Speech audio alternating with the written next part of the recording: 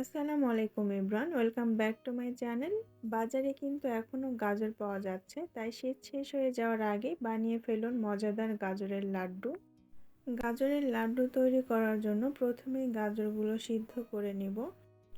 আজকে গাজরের লাড্ডুটা তৈরি করতে আমি কোনো রকম পানি ব্যবহার করব না, শুধুমাত্র দুধ দিয়েই তৈরি করব। 1 কেজি গাজরে 2 কেজি দুধ ব্যবহার করব। তার থেকে কিছুটা দুধ দিয়ে দিলাম এবং পরবর্তীতে আমি আবারও অ্যাড করব। এবার স্বাদ মতো চিনি দিয়ে দিচ্ছি।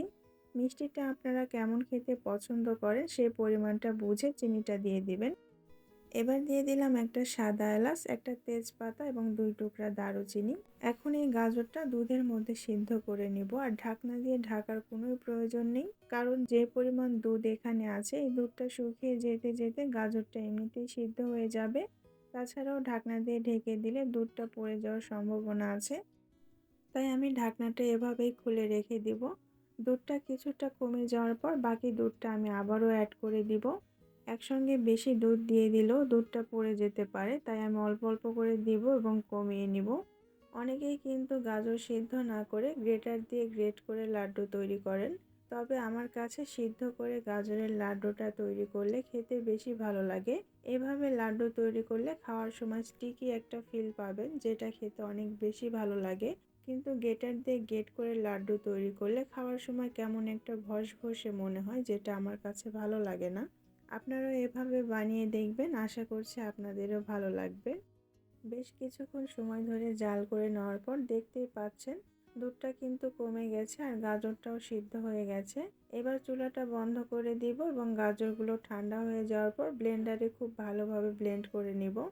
ব্লেন্ডারে গাজরগুলো ব্লেন্ড করে নিয়েছি। এবার এই গাজরগুলো আবার ওই প্যানের মধ্যে দিয়ে দিয়েছি। এবার এই গাজরটাকে জাল করে একদম শুকিয়ে ফেলবো, যেন এটা ডোয়ের মতো হয়ে যায় এবং স্টিকি একটা ভাব চলে আসে।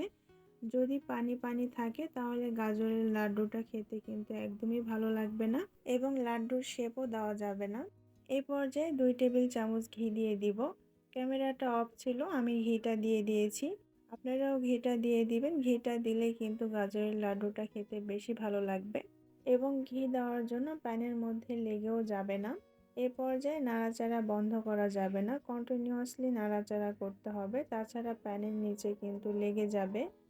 বেশ কিছুক্ষণ সময় ধরে নাড়াচাড়া করে নেওয়ার পর দেখতেই পাচ্ছেন এটা ডোয়ের মতো দলা পেকে আসছে এবং স্টিকি একটা ভাবও চলে এসেছে। এখন চুলাটা বন্ধ করে দিচ্ছি।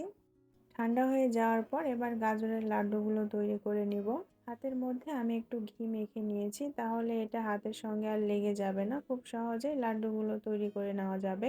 পরিমাণ মতো হাতের মধ্যে নিয়ে ঘুরিয়ে একটু গোল করে নিচ্ছি এবং লাড্ডুর শেপ দিয়ে দিব।